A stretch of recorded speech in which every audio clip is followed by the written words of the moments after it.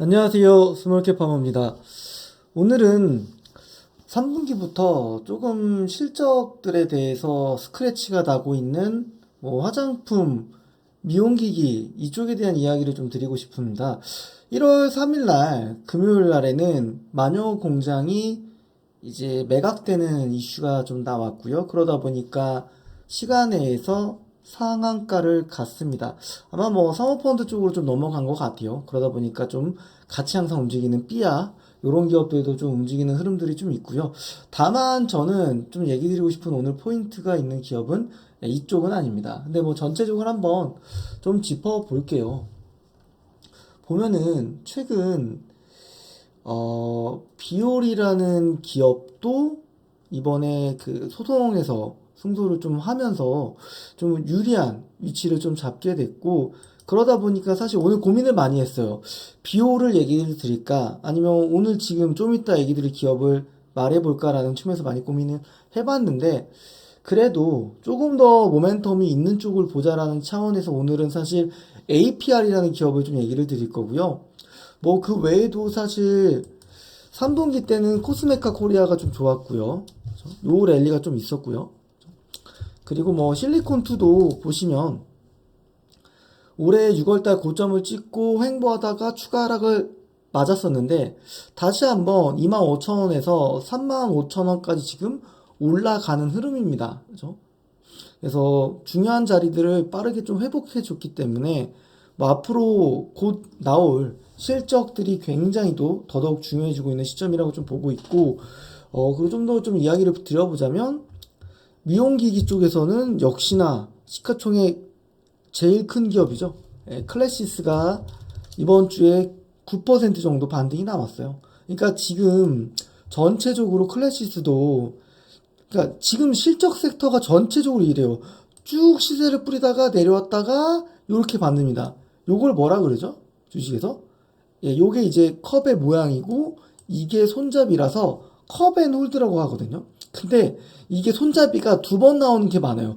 세 번 나올 때도 있어요. 근데 보시면 요런 구간에서 요런 직전 박스 라인을 돌파했잖아요.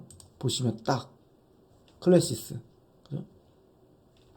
그렇기 때문에 전체적으로 대장이 딱 무게중심을 잡아줬고 그 뒤로 이제 후발주자들도 키 맞추기 하면서 가는 흐름들이 이어질 거라고 좀 보는 거죠. 그래서 사실 오늘 제가 준비한 건 APR인데, APR이 홍콩 침사추이, 제가 이제 처음으로 자유여행을 간 데가 홍콩이어서 이 명칭들을 다 기억합니다. 침사추이 근처인 쇼핑센터, 대형 쇼핑센터 하버시티에서 저 여기서 밥 먹었거든요. 베이징 덕인가요?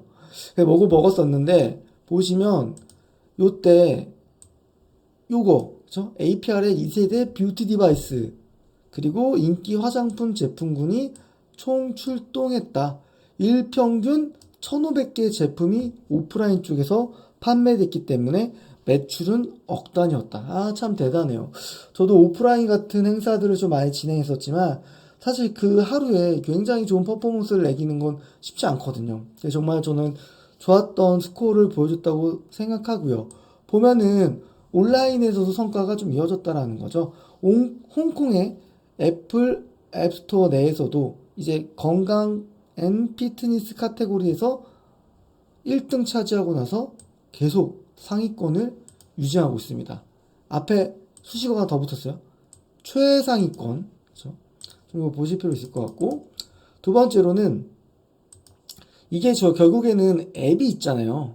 그래서 이 앱과, 그러니까 이 하드웨어죠. 하드웨어라는 건 미용 기기죠. 그리고 앱이랑 연결시켜가지고 사용 이력들을 관리해주고, LED의 색상 변경 등 좀 커스터마이징 기능들을 좀 제공해주는 게 약간 또 K뷰티의 매력적인 부분이라고도 여기에 좀 기사에 좀 작성이 되어 있고요. 그리고 아무래도 지금 화장품, 미용기기 중요한 게 뭐겠습니까? 예, 해외 시장에서 두각을 나타내줘야 되는 거죠. 그죠?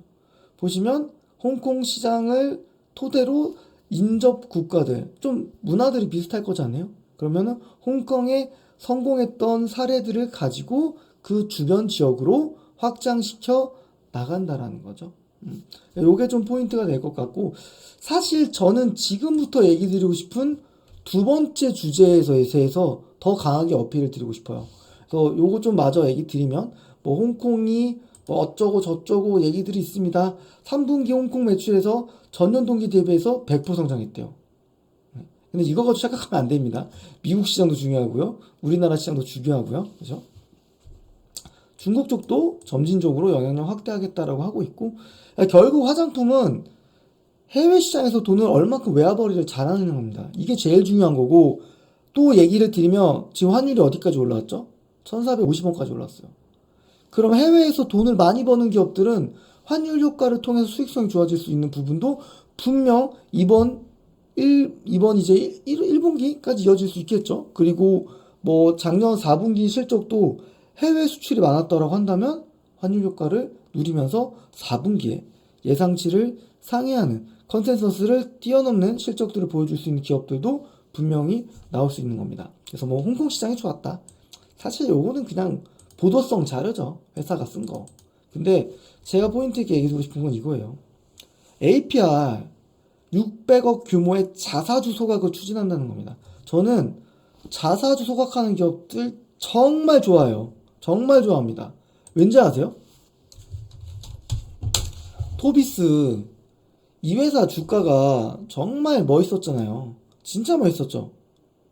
주가가 8,000원에서 22,000원까지 올랐으니까 근 3배 가까이 올랐습니다. 근데 오르고 나서 그냥저냥 그랬어요. 근데 주가가 언제부터 레벨업 됐냐? 언제부터 레벨업 됐냐? 주식 소각 발표하고 나서부터 됐습니다. 주식 소각 발표하고 나서부터. 예, 요런 거. 이런 것이. 자, 한번 볼까요? 요것도 좀 있고. 아무튼 여기도 소각 발표를 했어요. 여기 있네. 12월 11일. 그죠? 그게 언제였습니까? 요거 발표하고 나서 그대로 쭉 가잖아요. 실적도 좋아요. 밸류도 부담 없습니다. APR은요? 이제 주식 소각 발표를 했던 거는 좀 됐어요. 사실 시기적으로는 12월 23일 정도였는데 한 요때 됐겠네요. 근데 요때 발표하고 나서 계속 올라가요. 주가. 대단합니다. 이 회사 영업이익이 얼만데요? 얼만데 지금 600억을 태우겠다는 건지. 작년 예상 실적의 절반 정도입니다. 그러면 사실 주가를 50% 올릴 수 있는, 그렇죠? 대단한 거죠. 엄청난 겁니다. 600억 태운다는 건. 이게 진짜 진정한 주주환원 정책이라는 거죠. 또 뭐 있습니까? 요거는 좀 과거 데이터예요. 근데 미국 블랙 프라이데이가 대박이 났다. 소위 말해서 역대급 흥행을 거뒀다. 뭐 요런 얘기도 좀 했고요. 뭐 요게 그래서 뭐 선적된다든지 뭐 요런 이슈들이 왔다 가긴 했었는데, 사실 그것보다는 이미 실적은 좋을 거라는 건 명확한 것 같고요.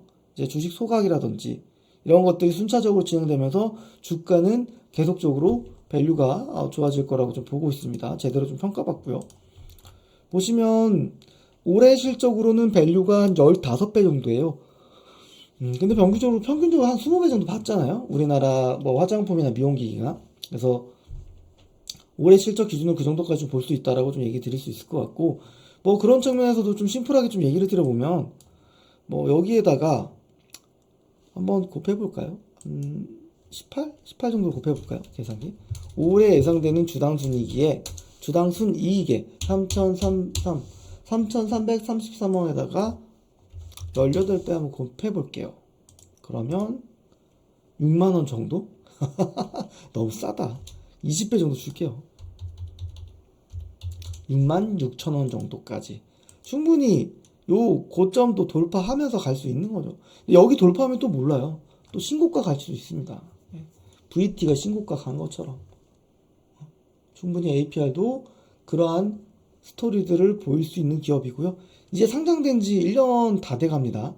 이제 2월 27일이면 1년이 되겠죠. 그때 뭐 1년 보호해서 물량도 나올 텐데, 그 전까지는 한번 움직임 나올 수 있으니까. 그리고 시간적 여유도 있고요. 보면 지금 2달 정도 남았잖아요. 그래서 거기를 좀 포인트 있게 좀 보시자, 그렇게 좀 얘기를 드리겠습니다. 그래서 뭐 이거 말고도 좋은 기업도 진짜 많아요. 저는 뭐 클래스시도 좋은 것 같고, 그리고 원택도 이제 바닥에서 추세를 돌리는 거래량도 좀 조금씩 들어오고 있습니다. 예. 워낙 뭐 실적이 사실 뭐 속된 말로 개차반이었잖아요. 그쵸? 다른 기업들 지금 계속 고성성장하고 있는데 이게 웬 말입니까? 그래서 미용기기 쪽은 그 제품에 대한 판매도 있지만 제품이 판매되고 나서 소모품도 같이 이루어지잖아요. 그죠? 그런 부분들까지 같이 본다고 했을 때는 뭐 원택이라는 기업도 조금은 지금 시점부터는 관심의 끈을 가질 필요가 뭐 있다. 뭐 요 정도일 것 같아요. 왜냐면 뭐 화장품 쪽들, 뭐 미용기기 쪽들 충분히 다시 한번 또 훈풍 받아 나갈 수 있는 자리들입니다. 그리고 직전 박스도 좀 돌파하고 있고요. 그래서 포트는 항상 다양하게 업종별로 분산시키고 업종 내에서도 다른 파트로 분산시키고 그래야지 상관관계가 낮고 정말 분산 투자라고 말할 수 있는 겁니다. 아니 저한테 막 그런 얘기를 하시는 분들도 있었던 것 같아요. 뭐 바이오 쪽에서 지금 다 몰빵해 놓고서는 분산 투자했다고 그러면 안 돼요. 안 되고 철저히 좀 합리적으로 리스크를 관리해야 되잖아요. 우리나라 증시는 뭐다? 외풍에 굉장히 많은 영향을 받는 곳입니다. 항상 분산 투자와 분할 매수, 실적주들을 이 두 가지 스킬로만 접근하시면 분명 높은 승률로 시장보다 아웃퍼폼하는 계좌를 만드실 수 있으실 겁니다. 주말 마무리 잘 하시고, 또 저는 다음 시간에 뵙도록 하겠습니다. 감사합니다.